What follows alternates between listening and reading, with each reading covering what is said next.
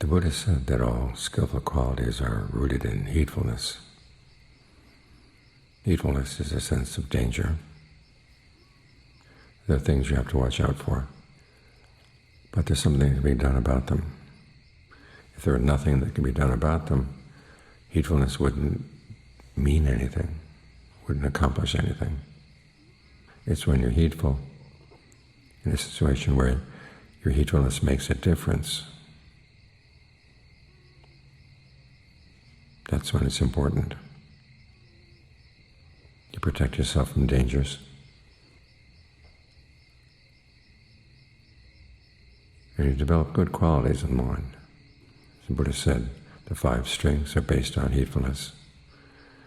You have conviction in the Buddha's teachings because you realize that these teachings protect you from danger.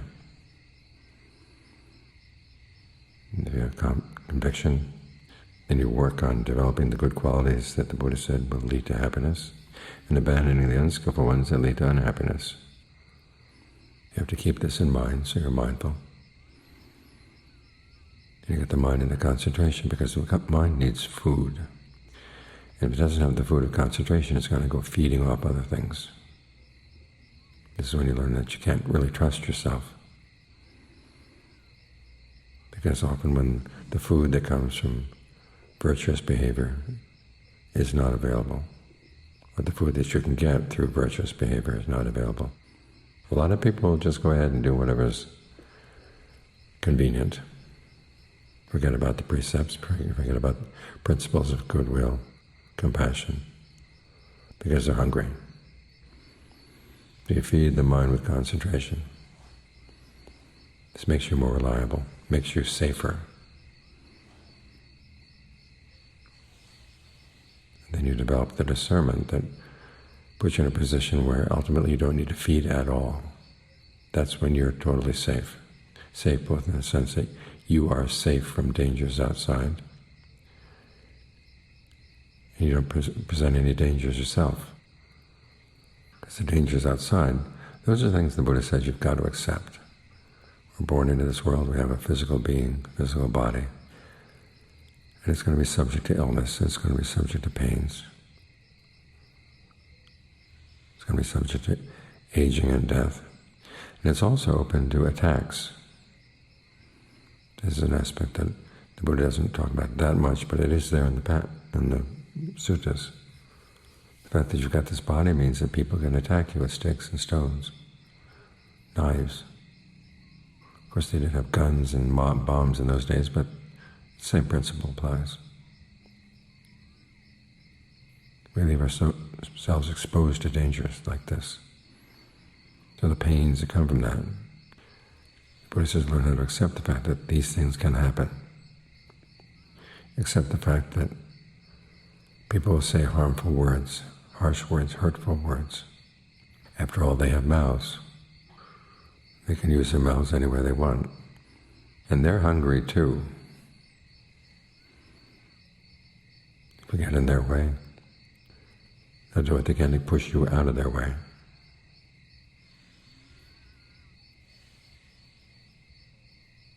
These are some of the things we have to accept about the world outside. But those dangers, the Buddha said, are not really all that serious. The really serious ones are the ones that come from within. The outside dangers are dangerous mainly in the sense that they might inspire you to respond in a way that's not skillful. And then that becomes your karma. Worse off, they may actually try to get you to behave in ways that are unskillful intentionally, either out of ill will for you or simply because they misunderstand.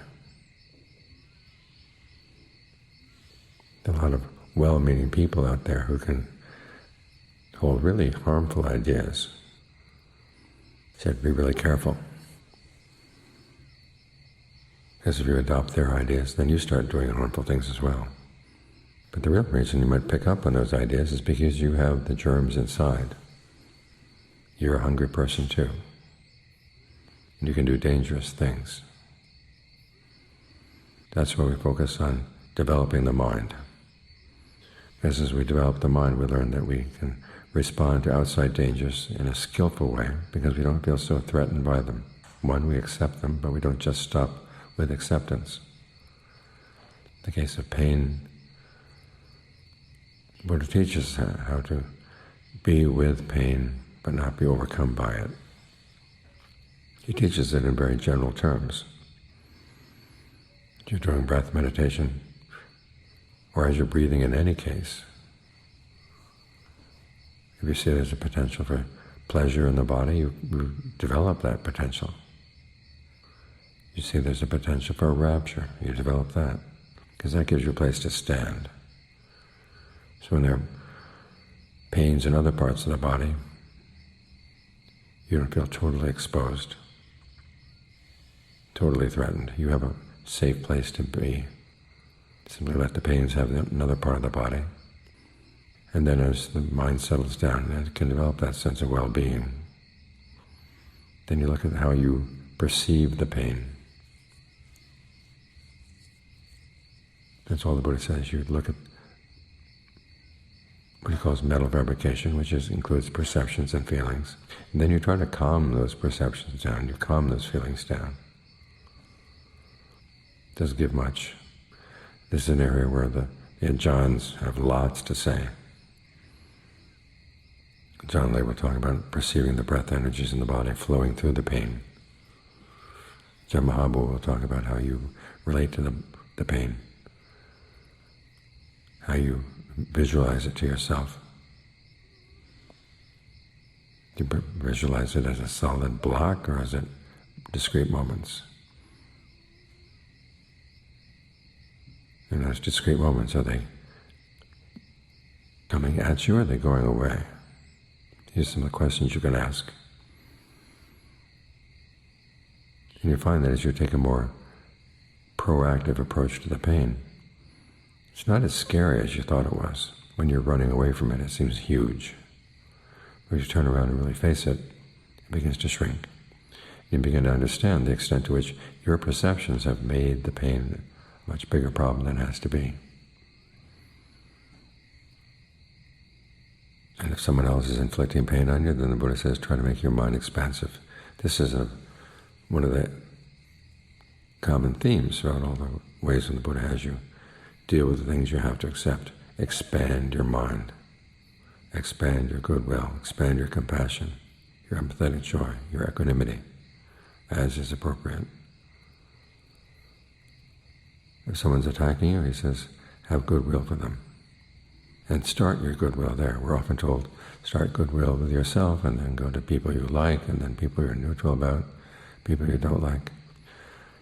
In a case like that, you may not have any time. So goodwill for them, and then for the whole cosmos. Because even if they end up killing you, you at least will have maintained your goodwill, maintained the level of your mind.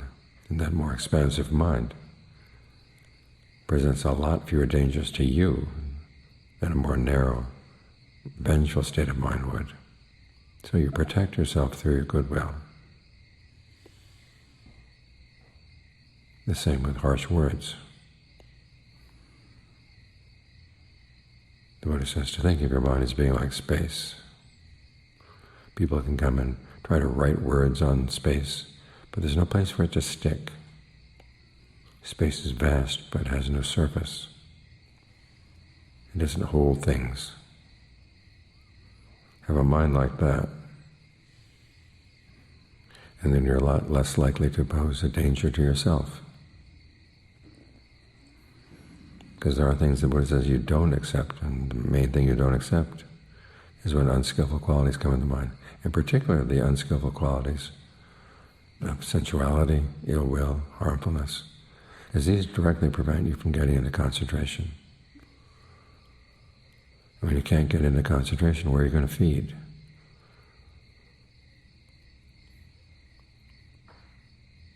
Emotionally or intellectually. You start feeding on other people, their words, their actions. And that's miserable food.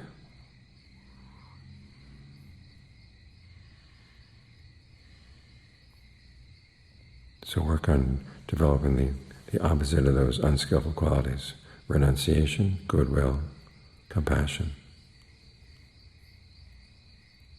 Learn how to feed on that. You become to feed on the concentration that develops as you develop these qualities.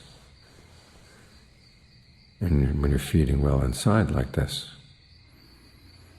then even though there are very few things outside that you feel you can actually feed on safely, you've got your own supply of food inside.